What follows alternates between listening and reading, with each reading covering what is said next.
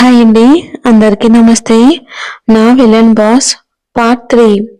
మరోవైపు శిశిర తను హైదరాబాద్ వెళ్ళడానికి కావలసిన బట్టలు, బుక్స్, అమ్మ చేసిచ్చిన పచ్చళ్ళు, తినుబండారాలు అన్నీ సర్దుకుంటుంది. బుక్స్ ఎందుకంటే తను ఒక పెద్ద పుస్తకాల పురుగు. చదవడం అంటే దానికి చాలా ఇష్టం. ఇక చాలా మైదానం నుండి ఈ ఎండమూరి విజయానికి 5 మెట్ల వరకు అన్ని బుక్స్ చదువుతుంది శిశిర. ఒక రకంగా తన తల్లి తండ్రుల పెంపకంతో పాటు ఈ అపారమైన బుక్ నాలెడ్జ్ కూడా శిశిర వ్యక్తిత్వాన్ని ఉన్నతంగా తీర్చిదిద్దుకోవడానికి తోడ్పడింది. 2 రోజుల్లో అద్వైత్ వాళ్ళు కూడా శ్రీకాంత్ వాళ్ళ ఊరికి ప్రయాణించాల్సిన రోజు కూడా రాని వచ్చింది. శెలవ, శ్రీకాంత్ ఇద్దరు తమ తమ లగేజెస్తో ఎయిర్పోర్ట్ కి చేరుకున్నారు. అద్వైత్ రాక కోసం వాళ్ళందరూ ఎదురు చూస్తూ ఉన్నారు. ఫ్లైట్ టైం దగ్గర పడే కొద్దీ అద్వైత్ ఇంకా రాకపోయేసరికి వీడు ఇంకా ఎందుకు రాలేదురా అని అంటూ టెన్షన్ పడుతున్నాడు సెల్వ. ఆ భాష విని, అంటే తమిళ్లో చెప్పాలండి, ఆ భాష విని తల కొట్టుకుంటూ వచ్చేస్తుంటాడు. ఉండరా, ఫోన్ కూడా తీయట్లేదు ఎన్నిసార్లు చేసినా. ఇంటి ల్యాండ్లైన్ కి చేద్దామంటే బామ్మ మన గొంతు వినిందంటే పూనకం వచ్చినట్లు ఊగిపోతుంది. కాసేపు వెయిట్ చేసి చూద్దామని చెప్పి ఎంట్రన్స్ వైపు చూస్తూ ఉంటారు ఇద్దరు. ఇంతలో అద్వైత్ మొబైల్ నుంచి కాల్ వస్తుంది శ్రీకాంత్ మొబైల్ కి. ఒక్క రింగ్తోనే కాల్ లిఫ్ట్ చేసిన శ్రీకాంత్, ఒరేయ్ ఎక్కడ ఉన్నావురా, ఇక్కడ టైం అయిపోతుంది అని అడుగుతూ ఉండగానే, సారీరా మామ, నేను రావట్లేదు, మీరిద్దరూ వెళ్ళొచ్చేయండి అంటాడు అద్వైత్. ఏంట్రా, ఏం మాట్లాడుతున్నావు, వస్తానని చెప్పావుగా అని అంటూ ఉండగానే, అవునరా, నాని వద్దన్నా కూడా ఎలాగోలా వద్దామని అనుకున్నాను. కరెక్ట్ టైంకి రావాలని ఉదయమే లేచి రెడీ కూడా అయ్యాను అని అన్నాడు. మరి ఏమైంది, ఎందుకు రావట్లేదు అని అడుగుతాడు కోపంగా. రేయ్, ఫస్ట్ నేను చెప్పేది వినరా, బ్యాగ్ తీసుకుని గది బయటకు వద్దామంటే డోర్ బయట నుంచి లాక్ చేసుందిరా.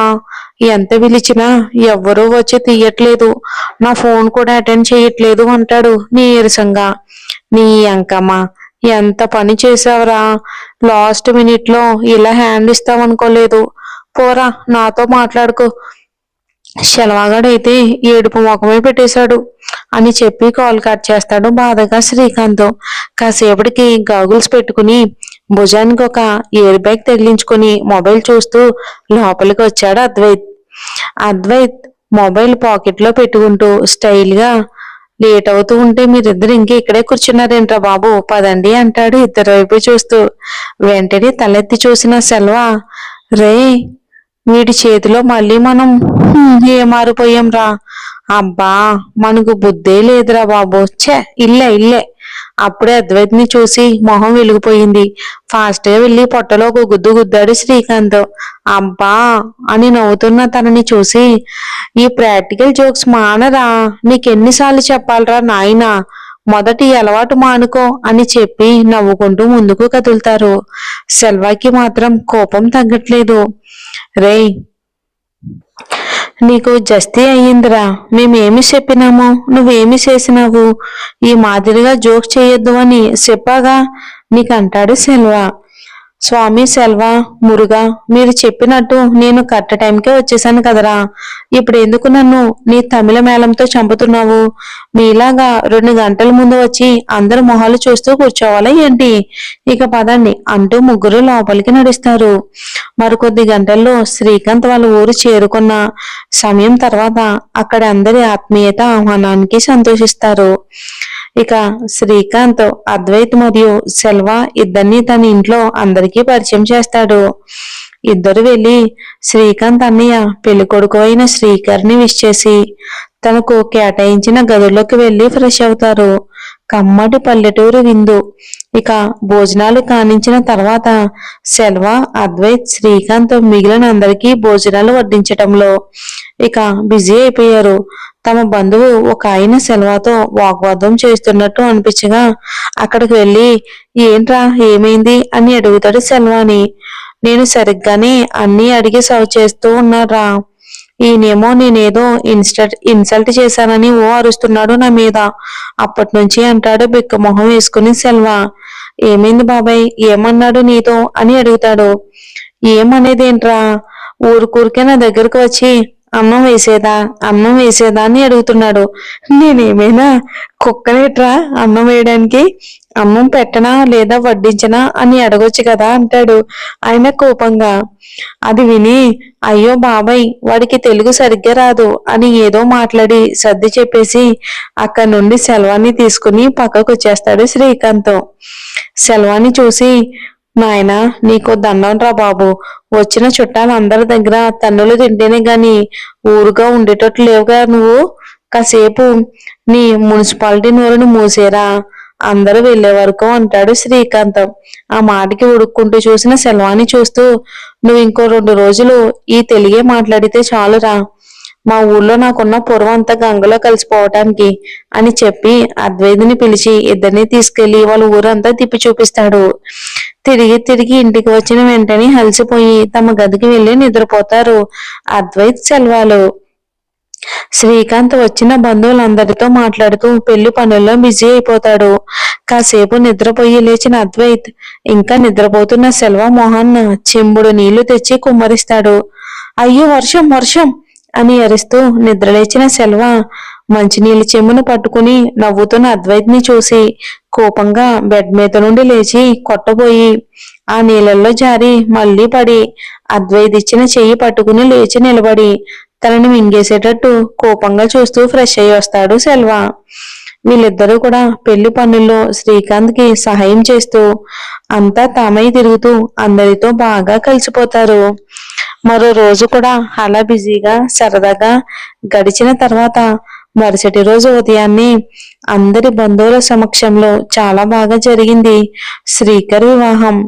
వివాహం అయిన వెంటనే తర్వాత వధూవరులను కాణిపాకం వెళ్లి వినాయకుడు దర్శనం చేసుకుని ఇంటికి వస్తారు. ఇక అలా డల్గా పడిపోయిన పెళ్లి కొడుకుని చిల్లప్ చేయడానికి అద్వైత్ వాళ్ళతో పాటు శ్రీకర్ స్నేహితుల బృందం అందరూ కలిసి ఆట పాటలతో సరదాగా గడుపుతారు. కాసేపు అల్లరి మాటలు శ్రీకర్ని టీచ్ చేయటంలో గడిపిన మిత్ర బృందం ఇక ఆ రోజు మాత్రమే నీకు చివరి బ్యాచిలర్ నైట్ కాబట్టి మా అందరికి పార్టీ ఇచ్చి తీరాలని స్నేహితులు బలవంతం పెట్టడంతో ఒప్పుకుంటాడు Srikar. Selva next day morning చెన్నైకి వెళ్లాల్సి ఉండగా అద్వైత్ కా రోజు రాత్రికి ఫ్లైట్ టికెట్ బుక్ అయింది.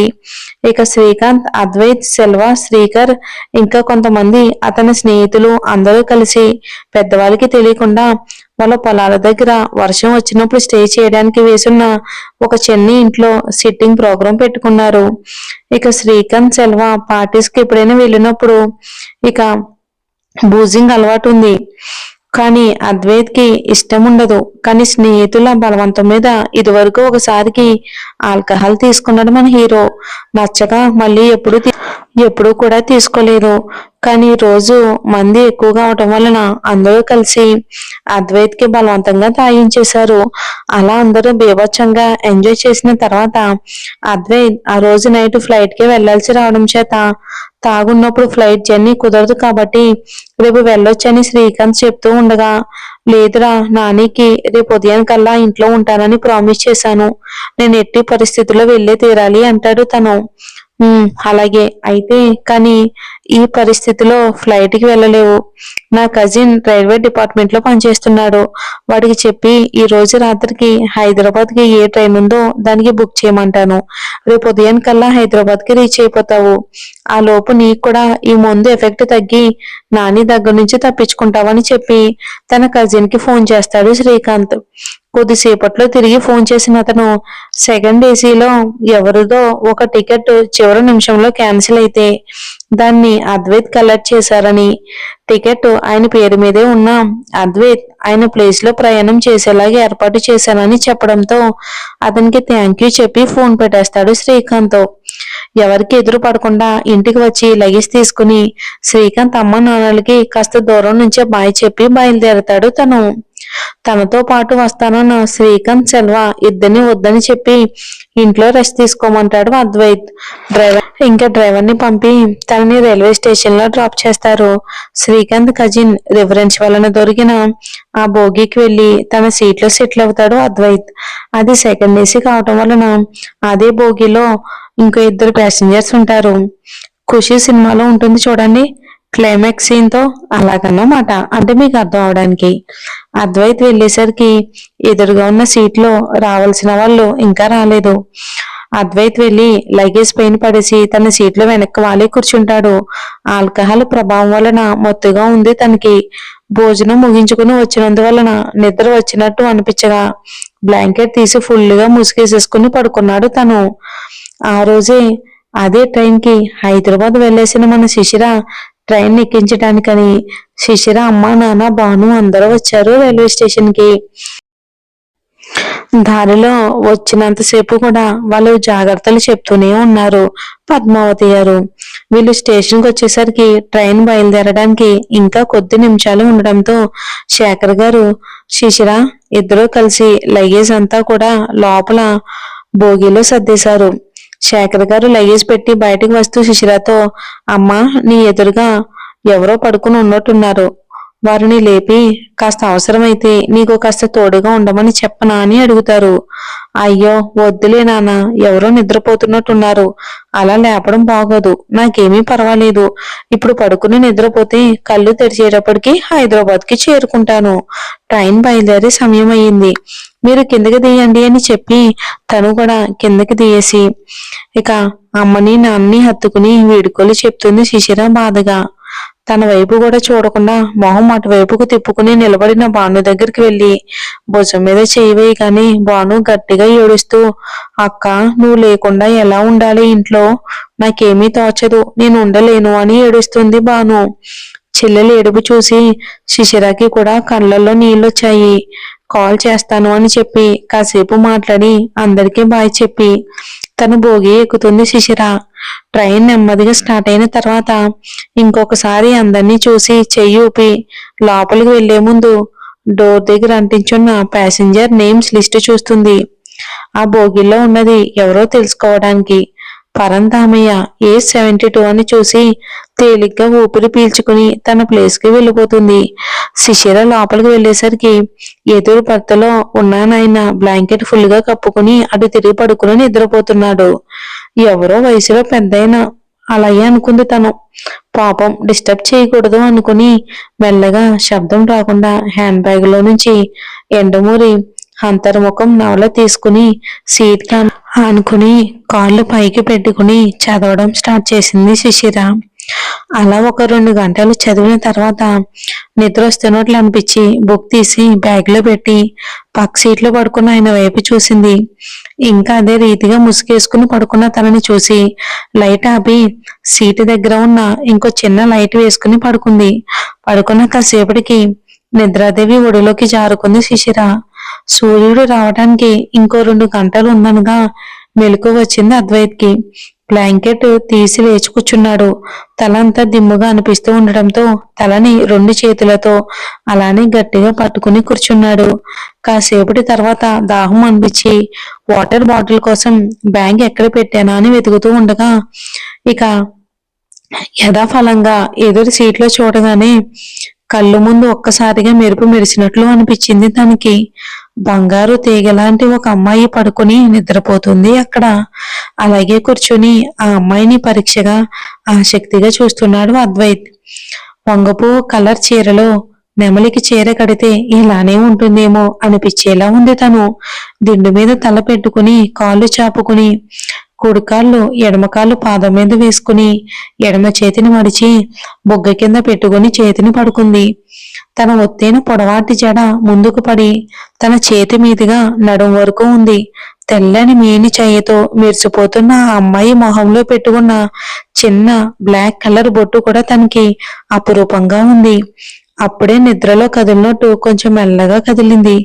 అప్పుడు తన నడుం దగ్గర ఉన్న చీర కొద్దిగా పక్కకు తొలగగానే వేటగాడి వలలో చిక్కుకున్న జింక పిల్లల అద్వైత్ చూపులు అక్కడే నిలిచిపోయాయి. అమ్మో శిశిర అద్వైత్ అయితే కలిశారు. మరి చూడాలి ఏం జరుగుతుందో ఏంటో వచ్చే ఎపిసోడ్లో.